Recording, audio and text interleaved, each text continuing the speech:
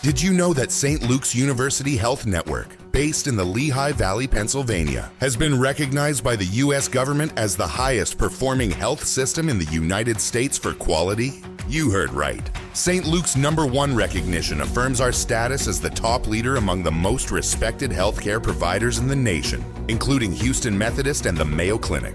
To state it simply, if you want to receive the best care when you go to a hospital, come to St. Luke's. Listen, all you New Yorkers. Excuse me, taxi. Okay, man, we're looking around. This is the 77 WABC minicast. A lot of the things I want to banter about here. One, to show you the crazy world we live in, the crazy world that exists. 49% of Democrats, 49%, you can't make this up.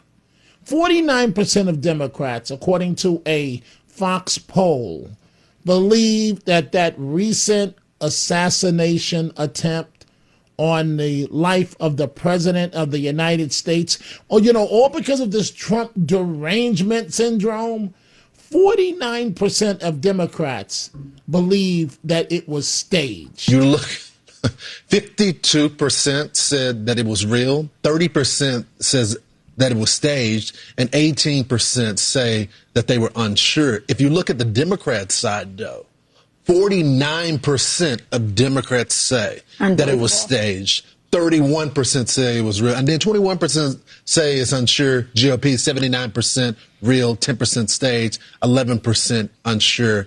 Independents, 41% real, 34% say staged, and 25% unsure. So I'm surprised that the 30.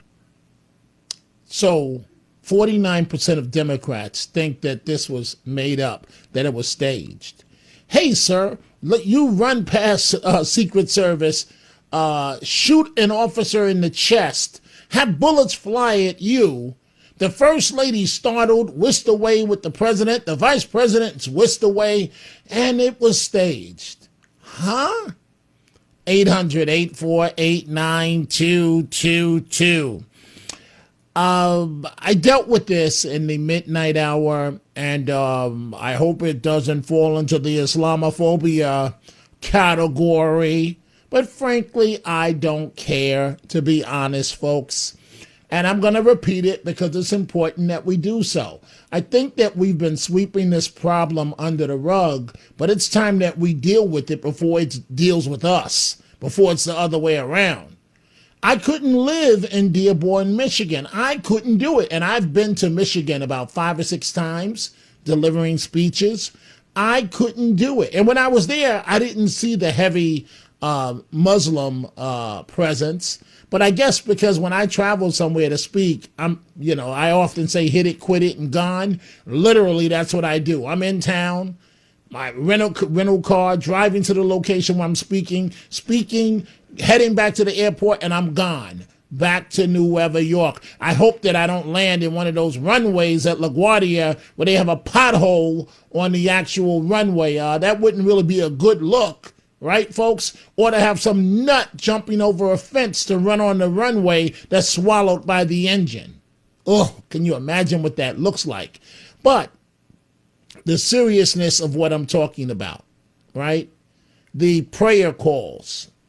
One woman, I did this at the midnight program this morning, one woman frustrated, I'm sure she's one of thousands of what happens several times a day in Dearborn, Michigan. We're in Dearborn. This is the call of prayer that goes off 5 times a day here in the United States. Would you like to hear this blasting through your neighborhood?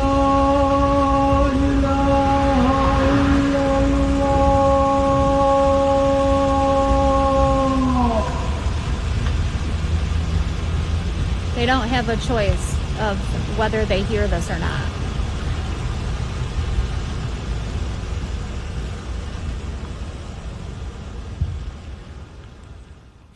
Those folks in Dearborn, they're 3,000% better than I. I wish you would. At a location that I live at, and you think I'm going to listen to that nonsense? I wish you would. I wish you would.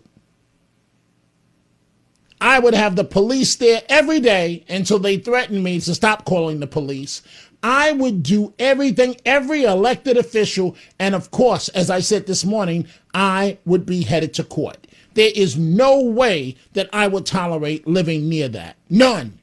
Not with the pressure I'm under, with the stress that I'm under. And I guess that's why when I'm home, I enjoy being home in the suburbs.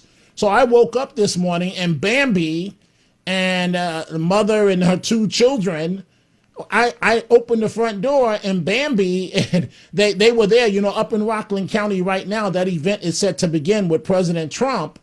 And so the deer were out this morning. That's all I want to see. You think I'm going to deal with something like that? I don't think so. But here's something that's even more alarming. And we see all of your telephone calls on the Friday edition. Dominic Carter here with you. The level of anti-Semitism, and now even coming from public officials. Hatred This from Fox News. for Jewish Americans surging again. Democrat Senate candidates Graham Plattner in Maine, Abdul El Sayed in Michigan, Republican Senate candidate Dan Bilzerian in Florida, and Texas Democrat congressional candidate Maureen Galindo, all taking heat for the anti-Semitism they've been spewing.